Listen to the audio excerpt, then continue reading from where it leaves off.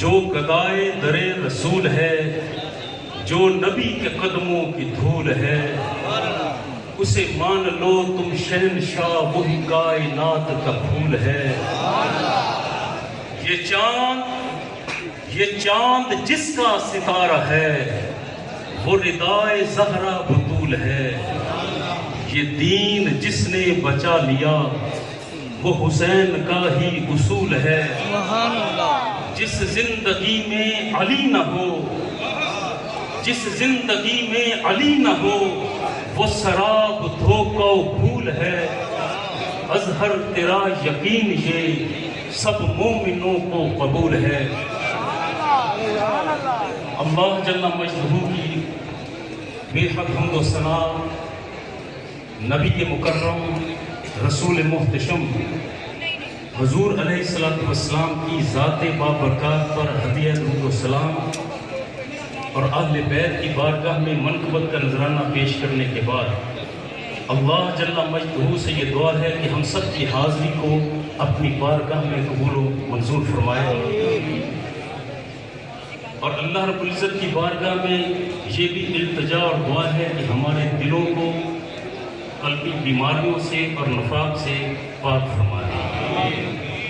تنگی دامن وقت پیش نظر ہے، چند ایک باتیں جو اس وقت ذہن میں ہیں وہ آپ تک پہنچانا ضروری بھی خیال کرتا ہوں۔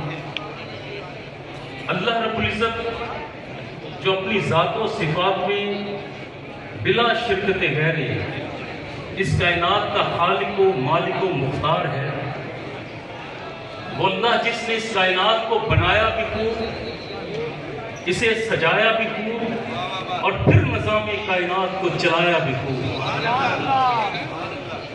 وہ رب فرماتا ہے کہ میں زمین و آسمان کی وسعتوں میں نہیں سماتا، یہ کائنات جو ہمارے احاطہ ادراک سے، فہم و فراست سے کہیں ماورا، رب فرماتا ہے کہ میں اس کائنات کی وسعتوں میں نہیں سماتا ہوں تو ایک بندہ مومن کے قلب میں سماتا ہوں۔ اسی لیے صوفیہ اس دل کو عرش الہی بھی قرار دیتے ہیں۔ یہ دل جس پر انوار و تجلیات الہیہ کا نزول و ظہور ہوتا ہے، اور اس دل میں انوار و تجلیات کا نزول و ظہور ہوتا ہے، وہ دل جو قلبی بیماریوں سے پاک ہو، جو نفاق سے پاک ہو، جو عیوب سے پاک ہو۔ اب دل کی بیماریوں کو دور کرنے کے لیے جس رہبر اور رہنما کی ضرورت محسوس ہوتی ہے، اسے شیخ اور مرشد کہا جاتا ہے۔ مرشد کا کام مریدوں کے مال پر نگاہ رکھنا نہیں، شیخ کا کام اپنے مریدوں کی جیب پر نگاہ رکھنا نہیں، بلکہ شیخ کامل کا کام تو اپنے مریدوں کے قلب پر نگاہ رکھنا ہے کہ ان کے قلوب کی کیفیت کیا ہے۔ کہیں ظلمت کے پردوں میں گھرا ہوا نور بصیرت مکفل تو نہیں ہو گیا؟ اب شیخ کا اصل کام کیا ہے وہ آپ تک پہنچا دیتا ہوں۔ سبحان اللہ۔ شیخ کامل کا کام، شیخ اکمل کا کام، شیخ مکمل کا کام وہ یہ ہے کہ جس طرح ایک جوہری ہوا کرتا ہے، اگر کسی شہنشاہ کو، بہت بڑے شہنشاہ کو کوئی تحفہ دینا مقصود ہو اور کوئی شخص کان سے ہیرا نکالے، نہ تراشیدہ ہیرا، اور جا کر شہنشاہ کو کہے کہ بادشاہ سلامت، اے شہنشاہ یہ آپ کی خدمت میں پیش کرتا ہوں، تو اس بادشاہ کی نگاہ میں نہ تو اس جوہری کی قدر ہوگی، نہ یہ ہیرا توجہ حاصل کر پائے۔ عقل مند جوہری یہ ہے کہ جو کان سے ہیرا نکالے، اس کے اضافی کونے اس کو دور کرے، تراش خراش کرے، اس کی شکل تیار کرے، اور پھر جب یہ ہیرے کی شیپ تیار ہو گئی تو اب بھی یہ بادشاہ کی خدمت میں پیش نہیں کرے گا، بلکہ پھر اس پر پالش کرے گا، چمک دمک آئے گی۔ جب اس ہیرے پر چمک اور دمک بھی آ گئی تو تو اب بھی یہ بادشاہ کی بارگاہ میں ابھی بھی لے کر نہیں جائے گا، اسے کسی مخصوص ڈبیا میں، خصوصی پیاری محبت بھری ڈبیا میں بند کرے گا، پھر بادشاہ کی بارگاہ میں ادب سے پیش کرے گا۔ اور پھر کامل و مکمل کا کام بھی یہ ہے، آپ میں ہم سب ہم ہیں ہیرے مگر نہ تراشیدہ ہوا کرتے ہیں، کہیں پر تم اور لالچ کی نکرے ہوا کرتی ہیں، کونے ہوا کرتے ہیں، بے چینی و بے قراری اور حسد و رشک کے کنارے ہوا کرتے ہیں۔ مرشد کامل اب کبھی انہیں توجہ کی ریتی لگاتا ہے، سبحان اللہ سبحان اللہ، کبھی ریاضت کی سان پر چڑھاتا ہے، کبھی التفات کی چھینی تھوڑے سے کام لیتا ہے، اضافی کونوں کو دور کرتا ہے، اس کو شیپ تیار کرتا ہے۔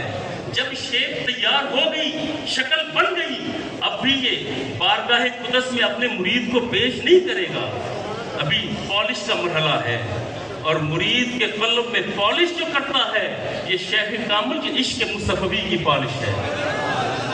جب یہ دل عشق مصطفی سے چمکنے لگتا ہے تو ابھی بھی شیخ کامل اپنے مرید کو بارگاہ قدس میں پیش نہیں کرتا، بلکہ پیش کرنے سے پہلے شریعت کی ڈبی کو لیتا ہے، شریعت کی ڈبی میں اپنے اس مرید کو رکھتا ہے کہ بیٹا اس شریعت کے دائرے سے باہر نہ جانا، اور پھر بارگاہ قدس میں اسی طرح پیش کرتا ہے جس طرح حضرت عثمان ہارونی رحمۃ اللہ تعالی علیہ نے حضرت شیخ معین الدین چشتی اجمیری کو پیش کیا تھا کہ اے اللہ معین کو قبول فرما لے، جس طرح معین پاک نے کتب پاک کو پیش کیا تھا اے اللہ کتب کو اپنی بارگاہ میں قبول فرما لے، جس طرح حضرت قطب الدین بختیار کاکی رحمۃ اللہ تعالی علیہ نے حضرت فرید الدین مسعود گل شکر رحمۃ اللہ تعالی علیہ کو پیش کیا تھا۔ مرشد کامل جن کونوں کو دور کرتا ہے، صفائی کرتا ہے، وہ 4 بیماریاں ہیں۔ یہ کیا وجہ ہے کہ ہم دن رات گڑ گڑا کر دعائیں مانگتے ہیں مگر دعا زبان سے نکلتی ہے بلندی کی طرف جاتی نہیں؟ یہ کیا وجہ ہے کہ ہم سجدے میں سر رکھ دیتے ہیں، رات بھر گزار دیتے ہیں مگر دعائیں التجائیں راستے میں دم توڑ دیتے ہیں؟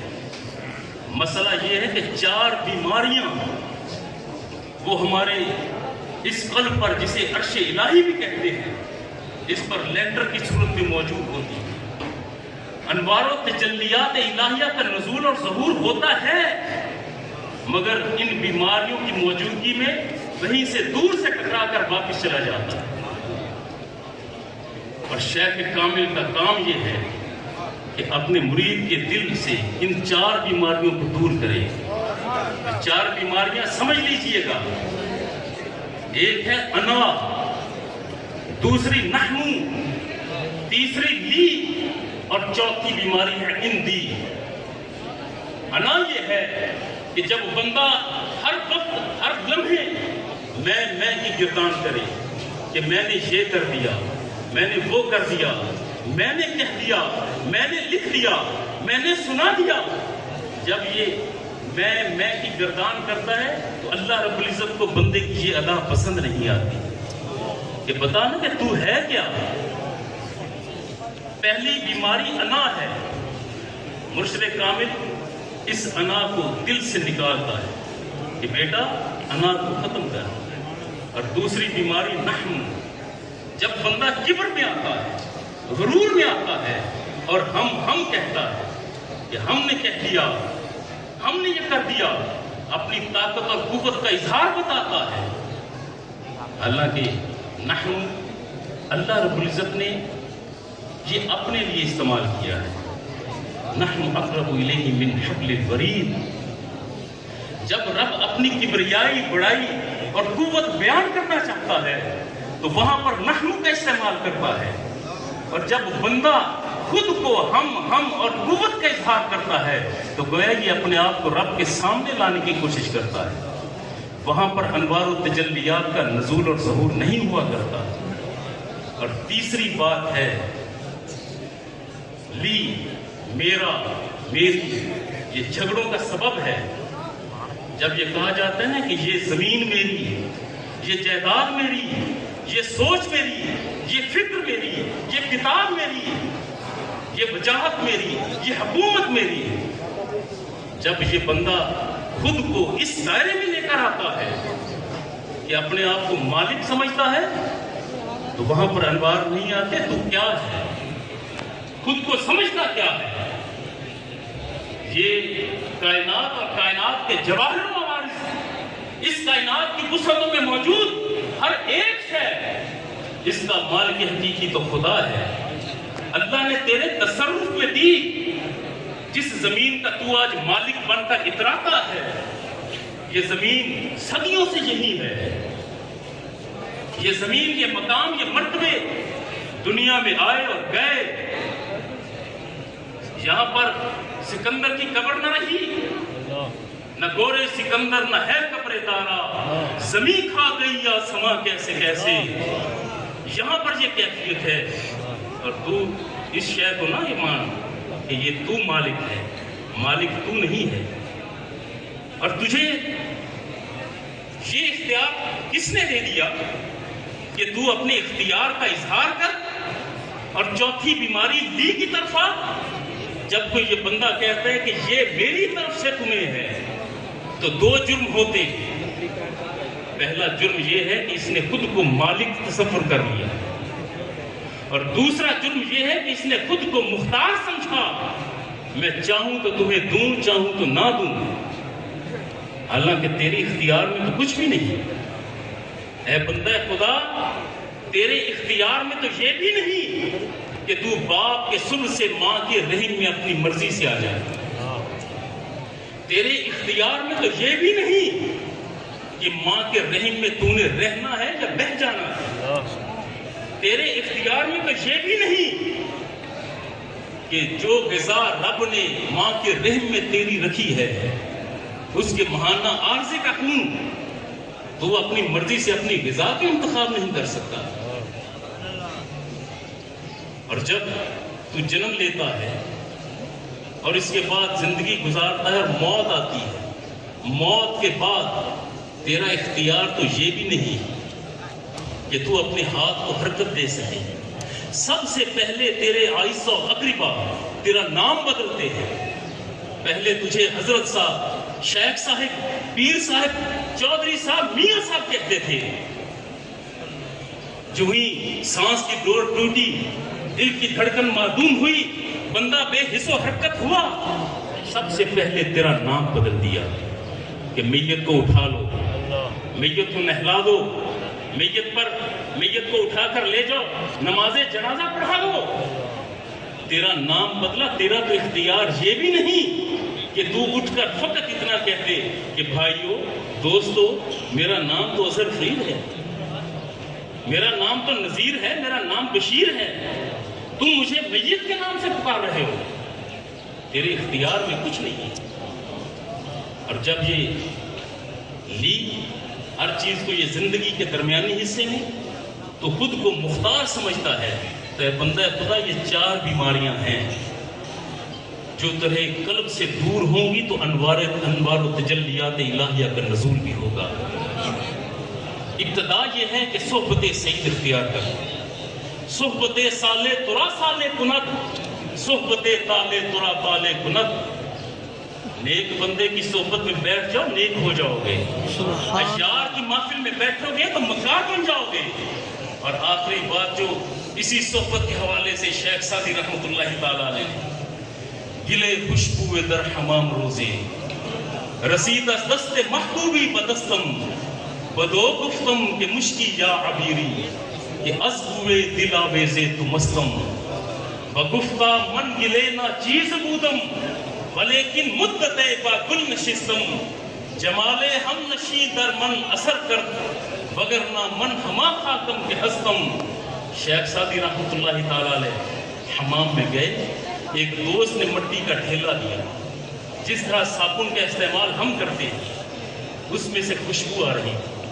تو شیخ سعدی نے زبان حال سے پوچھا، ذرا بتا دو صحیح کہ تو مشک ہے کہ عنبر، ایسی بہترین خوشبو کہ دل کو لبھا جائے؟ تو زبان حال سے اسی مٹی نے بھی جواب دیا، بگفتہ من گلے نا چیز بودم ولیکن مدت با گل نشستم، اے سادی ہوں میں مٹی، میری فطرت مٹی، مزاج مٹی، میری بنت مٹی، مگر بات یہ ہے کہ میں بڑا عرصہ پھولوں کے ساتھ رہی ہوں۔ جمالے ہم نشین در من اثر کر وگرنہ من ہما خاکم کی ہستم، کمال میرا نہیں ہے، کمال تو اس صحبت کا ہے جس صحبت میں میں رہی ہوں، کہ اس کا جمال میرے اندر آ گیا اور مہکار مجھ سے بھی شروع ہو گئی۔ اللہ رب العزت آپ کی میری ہم سب کی حاضری کو اپنی بارگاہ میں قبول و منظور فرمائے اور ہمارے قلوب کو ان بیماریوں سے اللہ رب العزت منزہ، پاک اور صاف رکھے۔ وصلی اللہ تعالی علی خیر خلقہ محمد و آلہ و اصحابہ۔